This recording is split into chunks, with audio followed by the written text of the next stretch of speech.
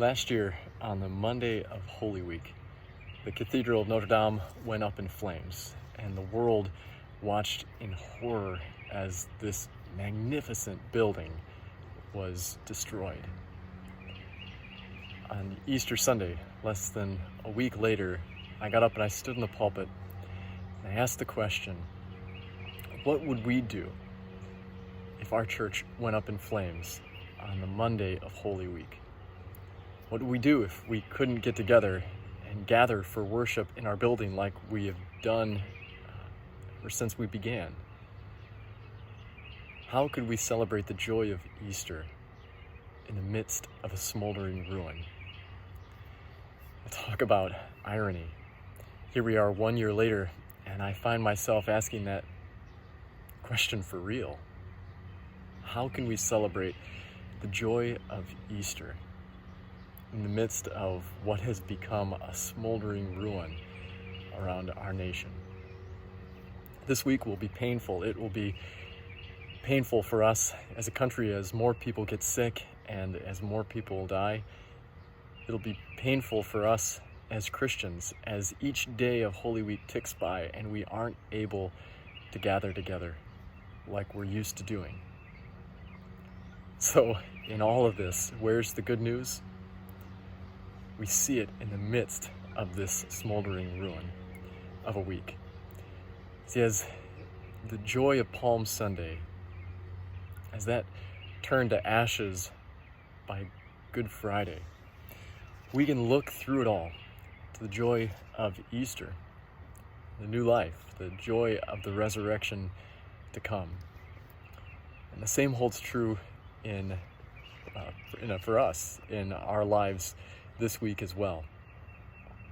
Because no matter what our circumstances, Jesus calls us to look past the momentary pain and the difficulties and the troubles we face, because they are only momentary.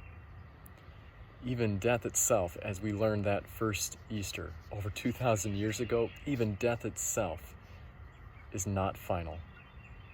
It too is temporary. And so Jesus calls us to look past these things to the final joy that is coming.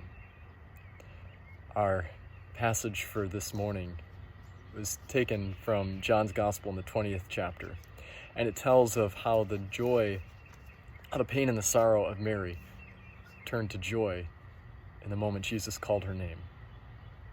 John writes, "But Mary stood weeping outside the tomb, and as she wept, she stooped to look into the tomb. And she saw two angels in white sitting where the body of Jesus had lain, one at the head and one at the feet. And they said to her, 'Woman, why are you weeping?' She said to them, 'They've taken away my Lord, and I don't know where they have laid him.' Having said this, she turned around and saw Jesus standing, but she did not know that it was Jesus. Jesus said to her, 'Woman, why are you weeping? Whom are you seeking?' Supposing him to be the gardener, she said to him, 'Sir, if you have carried him away, tell me where you've laid him, and I'll take him away.' Jesus said to her, 'Mary.' She turned and said to him in Aramaic, 'Rabboni,' which means teacher. Jesus said to her, 'Do not cling to me, for I have not yet ascended to the Father, but go to my brothers and say to them, I am ascending to my Father and your Father, to my God and your God.' Mary Magdalene went and announced to the disciples, 'I have seen the Lord,' and that he had said these things to her." In that moment when Jesus turned to her and said, "Mary," her life changed. And your life too changed when you were called by name and baptized in the name of the Father, the Son, and Holy Spirit. So no matter what your troubles, whether this week or in the weeks or years to come, remember this great truth: all these troubles are momentary. A greater joy is coming. Have a great day.